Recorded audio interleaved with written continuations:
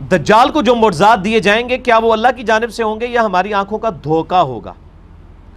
نہیں، ظاہر ہے اللہ تعالیٰ نے آزمائش کے طور پہ اس کو یہ طاقت دی ہے نا. دجال کے پاس تو طاقت ہی کوئی نہیں جو شیطان کے پاس ہے. تو اسی دجال نو لے کے بیٹھے ہو. لوگ کہتے ہیں یہ حدیثیں ہی فراڈ نے بخاری مسلم کی. کس طرح ہو سکتا ہے کہ دجال جو ہے وہ کسی کو قتل کر کے زندہ کر لے اور یہ کر دے؟ اور یار اس سے بڑی طاقتیں تو شیطان کو اللہ نے دی ہوئی ہیں. وہ تو سارے مان رہے ہیں. وہ تو قرآن کے اندر اس کی طاقتیں آئی ہوئی ہیں کہ وسوسے دلاتا ہے لوگوں کو. تو یہ دجال کو جو کرتب دیے جائیں گے نا، اس کو شریعت کی ٹرم میں کہا جاتا ہے استدراج. کیا کہا جاتا ہے؟ استدراج. اگر یہ کسی نبی سے ظاہر ہو تو اس کے لیے ہم آیتن کا لفظ عربی میں آیہ بولتے ہیں، یا اردو میں ہم معجزہ کا لفظ. عربی میں بھی معجزہ کا لفظ ہے لیکن حدیث کی کتابوں میں یہ ایز اے ٹرم نہیں یوز ہوا. یہ محدثین کی اصطلاح ہے. معجزہ عقل کو عاجز کر دینے والی شے.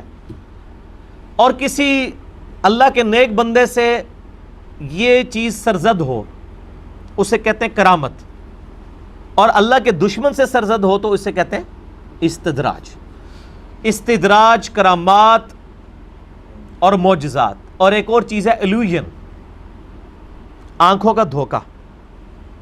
یہ چوتھی ٹرم ہے. ان چاروں کے اوپر میں نے 4 لیکچر اکٹھے دیے ہیں.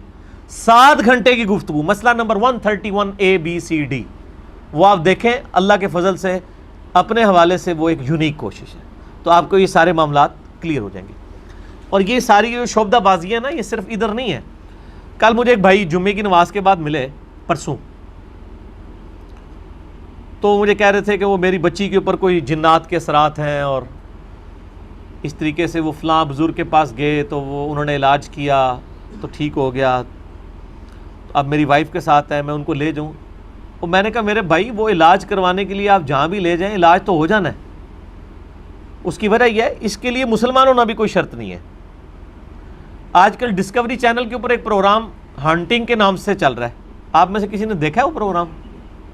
جس میں گوروں کے اوپر جو جادو ہوئے ہوتے ہیں اور آسیب کے سائے ہوتے ہیں، ان کے گھروں کے اندر عجیب و غریب خون کے چھینٹے پڑتے ہیں، قمیضیں کٹ جاتی ہیں، بچوں کے اوپر زخم آ جاتے ہیں، سوتے میں وہ اٹھا کے وہ چرپائی الٹ دیتی ہیں چیزیں.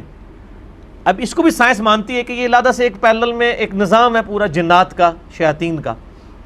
اس کے لیے باقاعدہ امریکہ اور یورپ میں آفیسز بنے ہوئے ہیں. اور ڈسکوری چینل تو سائنٹیفک چینل ہے نا، اس کے اوپر کئی مہینوں سے یہ پروگرام چل رہے ہیں اردو ڈبنگ کے ساتھ. آپ رات کے وقت وہ پہلے وہ 11 سے 11:30 سے 12:30 پروگرام لگتا تھا. آج کل شاید وہ رات کو 1:30 سے 2:30 بجے تک لگتا ہے، یعنی پاکستانی ٹائم کے مطابق. اس میں آپ دیکھیں باقاعدہ آفیسز بنے ہوئے ہیں جن کے گھر میں یہ معاملات ہوتے ہیں. باقاعدہ پھر وہ کیمرے لگاتے ہیں، ان چیزوں کو آبزرو کرتے ہیں. آپ تو زبانی کلامی بات کر رہے ہیں نا، وہ تو میں سائنٹیفکلی اس کو ہینڈل کرتے ہیں.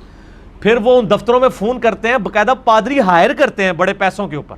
جس طرح یہاں پہ آپ نے اگر کوئی آپ کا ایشو بن جاتا ہے کوئی بجلی کے حوالے سے، آپ الیکٹریشین ہائر کرتے ہیں، اس طریقے سے وہ پادری ہائر کرتے ہیں. وہ جو آ کے ان کے وہاں پہ وہ سارا اپنا وہ دم وغیرہ جو کرتے ہیں، اپنے جو بھی کلمات انہوں نے پڑھنے ہوتے ہیں، اور شیاطین کو پھر وہ بھگاتے ہیں. اور باقاعدہ لوگوں کو شفا ہوتی ہے ایشور کے نام کے اوپر، اللہ کے نام کے اوپر، گاڈ کے نام کے اوپر. تو اگر کوئی ادھر کوئی نانگا پیر یہ کام کر رہا ہے تو کوئی پریشانی والی بات نہیں ہے. عیسائی بھی یہ کام کر رہے ہیں، اسے بہتر طریقے سے کر رہے ہیں. اس لیے کہ خدا کے نام کی ایک برکت ہے. جیسے شیطان کی ایک نحوست ہے نا، جو ایک کافر پہ بھی پڑتی ہے مسلمان پہ بھی پڑتی ہے، اس طرح اللہ کے نام کی بھی ایک برکت ہے. اس کو آپ اسی طریقے سے سمجھ لیں. ایک عیسائی کے ہاتھ میں آپ چینی کا ایک چمچ دیں چائے میں گھولنے کے لیے، اور ایک مسلمان کے ہاتھ میں، یہ نہیں ہوگا کہ مسلمان کے ہاتھ والا جو ہے وہ چینی مٹھاس دے دے گی چائے میں تو عیسائی علی نہیں دے گی، دوئے دیں گی. وہ فزیکل فینومینا ہے. اس طرح اللہ نے ایک روحانی فینومینا بھی رکھا ہے کہ گاڈ کے نام پہ، اللہ کے نام کے اوپر جو بندہ بھی کلام پڑھتا ہے اس کے کلام کا اثر ہوتا ہے. اور وہ یقین کریں پادری پڑھتے ہیں کہ خدا کے نام پر ہم شیاطین کو یہ حکم دیتے ہیں کہ یہاں سے نکل جائیں، وہ نکل بھی جاتے ہیں. تو جاؤ پھر اللہ کے بندوں بیعت کر لو عیسائیاں دی جا کے، اگر آپ نے ان شعبدہ بازیوں کے اوپر ہی چلنا ہے آپ نے. ٹھیک ہے کہ جی وہ یہ کر دیتے ہیں، وہ یہ کرتب دکھا دیتے ہیں. اس طرح نہیں ہوتا. یہ اللہ کے نام کی برکت ہے. وہ کسی کے ہاتھ پہ بھی ظاہر ہو سکتی ہے، کسی بے نمازی کے ہاتھ پہ بھی ظاہر ہو سکتی ہے. اس کو آپ کرامت نہیں کہیں گے، یہ اللہ کے نام کی برکت ہے. آپ دیکھیں کتنے لوگ ہیں بالکل نماز بھی نہیں پڑھتے، دم وغیرہ بھی کر دیتے ہیں. اور ایسے دم جن میں کوئی شرکی الفاظ نہ ہو، یہ تو نبی علیہ السلام نے اجازت دی ہے.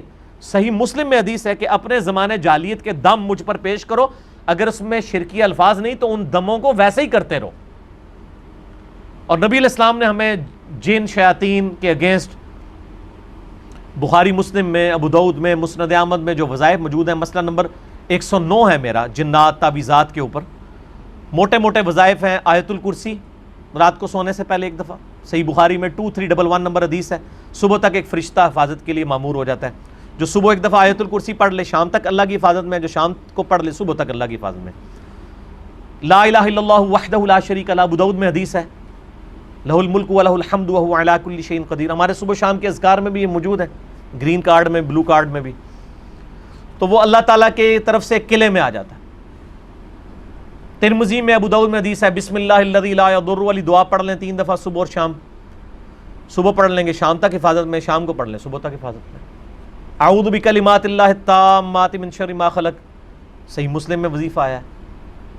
اسی طریقے سے سورۃ البقرہ کی آخری 2 آیات بخاری مسلم میں ہے کہ کفایت کر جائیں گی. صحیح مسلم میں ہے کہ سورہ بقرہ کی تلاوت جس گھر میں وہ شیاطین نہیں آتے، جنات نہیں آتے. اس کے علاوہ آخری 3 صورتیں بخاری اور مسلم میں ہے، المعوذات ہیں، یہ 3 پناہ دینے والی صورتیں. تو یہ ہمارا الگ سے بھی یعنی میں نے 5 وظائف کے اوپر علیحدہ سے ایک آسان وظیفے جو ہیں، آیت الکرسی، آخری 3 صورتیں، لا الہ الا اللہ وحدہ لا شریک لہ، اور بسم اللہ الذی لا یضر، اور اعوذ بکلمات اللہ. یہ والا وظیفہ، یہ آپ مطلب ان میں سے کوئی بھی آپ وظیفے ان پہ عمل کریں تو انشاءاللہ یہ آسانی ہو جائے گی. تو یہ باقی استدراج الوہین کے اوپر 131 ABCD دیکھ لیں.